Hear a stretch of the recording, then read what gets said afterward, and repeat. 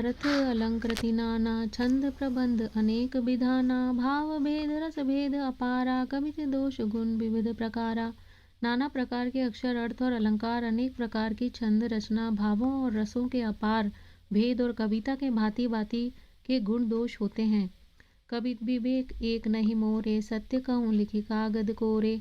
इनमें से काव्य संबंधी एक भी बात का ज्ञान मुझमें नहीं है, यह भी मेरे कोरे कागज पर लिखकर शपथ पूर्वक सत्य सत्य कहता हूँ। भनिति मोरी सब गुण रहित, विश्व विदित गुण एक, सो विचारी सुनि हई सुमति, जिनके विमल विवेक।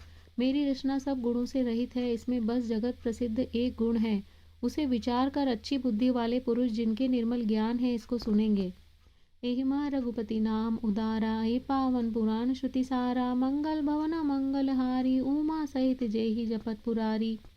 इसमें श्री रघुनाथ जी का उदार नाम है जो अत्यंत पवित्र है, वेद पुराणों का सार है, कल्याण का भवन है और अमंगलों को हरने वाला है, जिसे पार्वती जी सहित भगवान शिव जी सदा जपा करते हैं। भनिति विचित्र सुकवि कृत जो, राम नाम बिनु सोह न सोऊ, बितु पत्नी सब भांति सवारी, सोह न बसन बिना बर नारी। जो अच्छे कवि के द्वारा रची हुई बड़ी अनूठी कविता है, वह भी राम नाम के बिना शोभा नहीं पाती। जैसे चंद्रमा के समान मुख वाली सुंदर स्त्री सब प्रकार से सुसज्जित होने पर भी वस्त्र के बिना शोभा नहीं देती।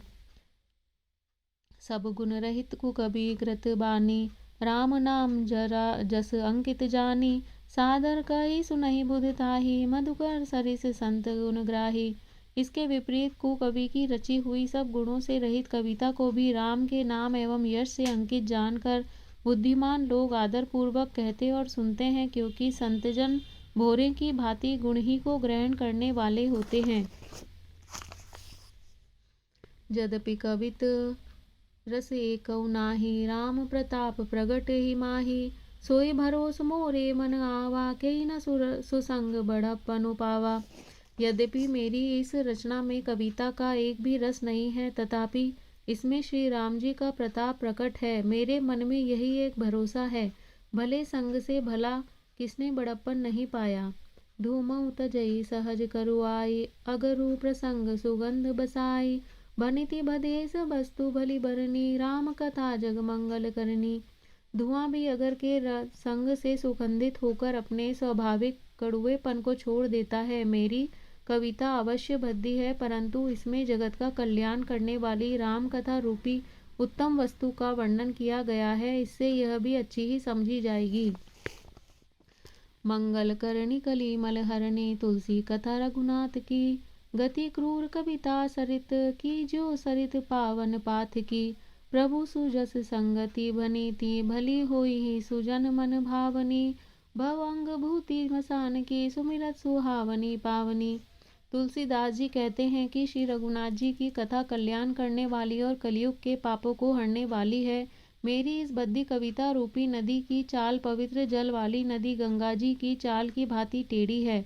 प्रभु श्री रघुनाथ जी के सुंदर यश के संग से यह कविता सुंदर तथा सज्जनों के मन को भाने वाली हो जाएगी।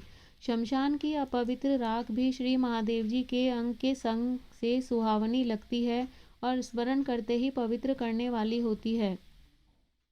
प्रिय लागहि अति सबहि मम, बनिति राम जस संग, दारु विचारु की करई को, बंदिय मलय प्रसंग। श्री राम जी के यश के संग से मेरी कविता सभी को अत्यंत प्रिय लगेगी, जैसे मलय पर्वत के संग से काष्ठमात्र चंदन बनकर वंदनीय हो जाता है।